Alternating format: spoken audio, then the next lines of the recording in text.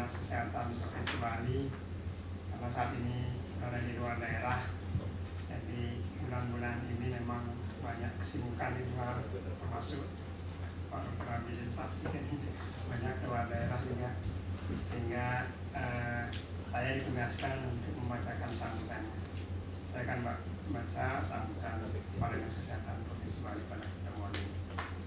Yang saya hormati kawan-kawan Dinas Kesehatan Provinsi Bali dari UPT Pelayanan Kesehatan Komunitas Budayu dan kawan-kawan, dan yang kami hormati Ibu Bapak sekalian yang hari ini berkumpul di tempat ini dalam rangka sosialisasi dan advokasi program ataupun kegiatan pelayanan kesehatan tradisional, alternatif, dan komplementer.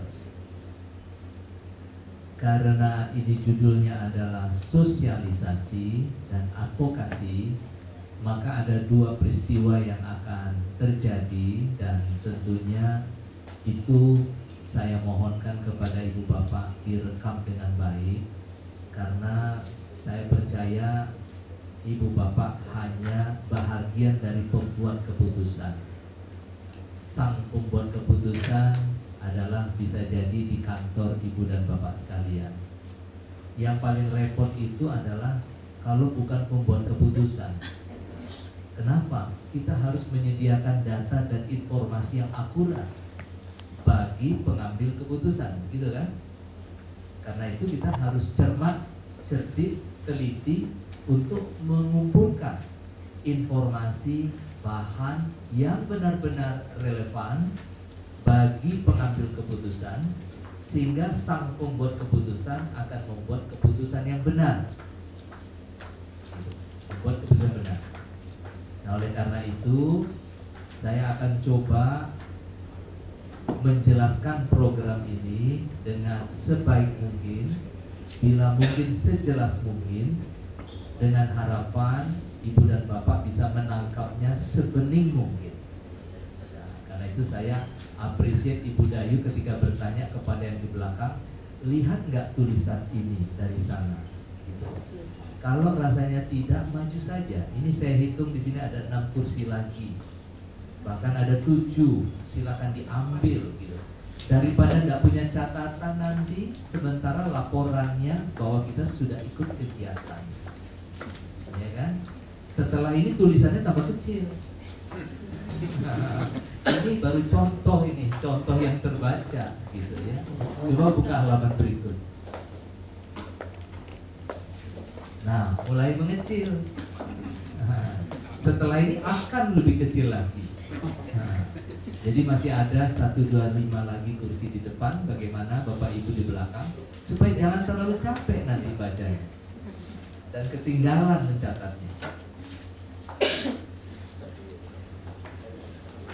Mengapa wajah tradisional di Indonesia itu diperburuk dan digambar buruk? Kemudian mengapa pula itu kalau Ibu dan Bapak sekalian ikuti TV tengah malam, oh aneh-aneh. Aneh-aneh. Ada yang pakai jubah kayak dari Arab. Ya. Dengan melakukan metode pijitan, dengan melakukan metode ini dan itu. Tapi kalau kita lihat gambar layarnya, semuanya sebenarnya akupressor. Cuma digaya-gaya. Nanti dipakailah batu. Katanya batunya itu dari zaman Mesopotamia. Siapa yang bisa buktikan itu dari mana batunya? Sama itu dengan ponari. Katanya dilempar dari alam semesta. Siapa yang bisa membuktikan itu? Kan semuanya itu kebohongan-kebohongan. Ya. Ujungnya cuma pijetan sebenarnya. Sekarang ada lagi yang terbaru kalau baca Kompas hari Minggu yang lalu. Selentik. Iya kan? Hanya ditaruh koran di antara 2 jari kaki, kemudian disentil pakai anunya, pakai jarinya sampai pasiennya menjerit-jerit. Itu katanya terapi. Begitu. Itulah wajah tradisional kita. Kenapa situasi ini mengalami pembiaran? Karena tidak ada sistem. Kita sebagai pemangku pelayanan kesehatan nasional, tidak ada yang lain ya. Seharusnya kita bertanggung jawab untuk menjaga kesehatan masyarakat kita dengan sistem pelayanan kesehatan yang benar. Itu tugas kita. Tapi kita tidak punya ilmu itu. Kenapa? Karena selama ini kita tolak ilmu itu. Kita tidak peduli dengan itu. Sekarang di mana-mana sudah marah, di tiap jalan sudah buka berbagai macam toko-toko seperti itu. Operasi tanpa luka, ya kan? Mengobati semuanya. Jika gagal semua datang ke sini. Sudah begitu. Aneh-aneh. Kemarin saya lihat lagi di TV, seorang ibu mengaku ahli pengobatan, sedang ditelepon oleh pemirsa dari rumah. Dengar. Ibu tenang saja.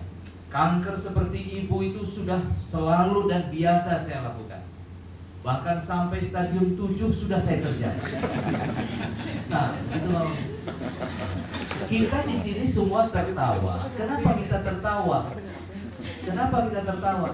Karena sepengetahuan kita, kanker itu stadium 4 sudah tidak bisa diapa-apai lagi kan? Kita tertawa di sini, tapi yang di luar sana mentertawakan kita. Bagaimana dia mentertawakannya? Tuh, lihat. Doktermu hanya bisa sampai stadium 3, 4 nyerah. Ibu yang di TV itu 7 dia bisa. Giliran kita yang ditertawa. Tapi siapa yang bisa meluruskannya? Ya mesti kita. Tidak ada yang lain. Nah, untuk itulah kita perlu mempelajari ini. Itu satu alasan. Alasan yang lain, banyak. Apakah kita masih mau bertahan dengan penggunaan ilmu kedokteran konvensional semata? Di sini ada teman-teman dari rumah sakit. Apakah mau bertahan dengan obat-obatan dan kedokteran saja? Padahal menurut Ibu Dirjen Bina Farmasi, obat-obat yang kita gunakan dalam pengobatan dan yang diresep oleh dokter, itu bahan baku obatnya di atas 95% adalah impor. Apa yang bisa dibuat dengan sistem pelayanan yang mandiri dan kuat kalau ternyata semuanya impor? Ilmu kedokterannya juga begitu. Mana ada ilmu kedokteran Indonesia? Semuanya dari luar kita pelajari. Orientasi kemajuan ilmu kita pun dari luar. Bagaimana riset orang di luar, itu yang kita pelajari. Tidak ada yang hasil kita. Alat kedokteran 100% adalah impor. Bahan obat di atas 95% adalah impor. Artinya tidak akan pernah turun harga biaya kesehatan. Dia akan semakin melambung tinggi dan akhirnya tak terjangkau oleh siapapun. Seperti nasib Amerika hari ini. Ekonominya ambruk karena biaya kesehatannya tinggi dan Presiden George Bush kalah dalam pemilihan umum Partai Republik karena tidak punya solusi mengatasi masalah biaya kesehatan. Itu Amerika, apalagi kita. Kita coba kita jujur. Berapa banyak resep ditolak di apotek rumah sakit karena tidak ada obat? Silakan. Coba sebentar duduk di depan farmasi, apotek rumah sakit, dengar-dengar suara pasien itu. Setelah menunjukkan resep, pulang. Bu, gak ada katanya obat yang ini, Bu. Bagaimana ini, Bu? Bu, obat yang ini katanya habis. Sering kita mendengar seperti itu.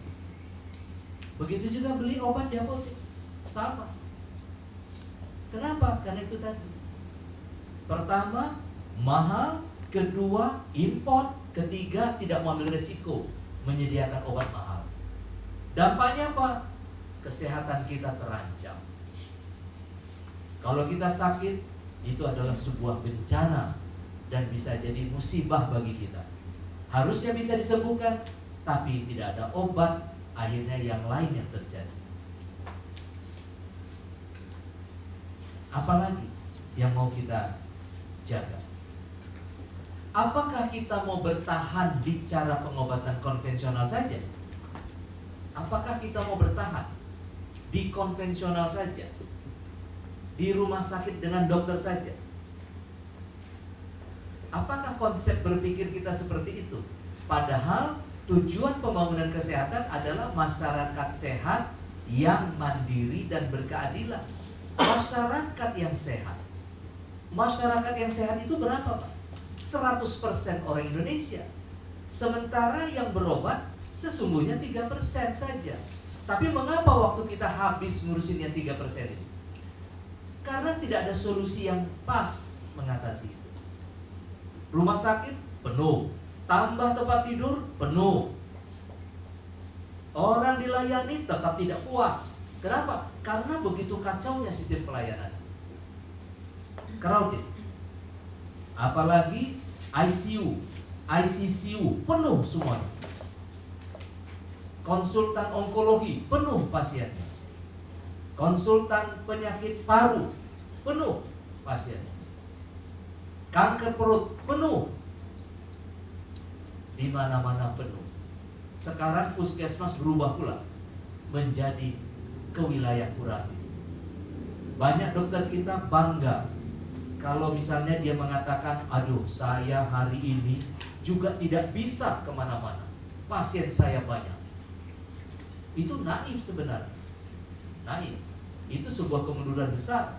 Karena di semua textbook Primary Health Care and Public Health, jumlah jam kerja dalam gedung pada pelayanan kesehatan primer itu maksimum 15%.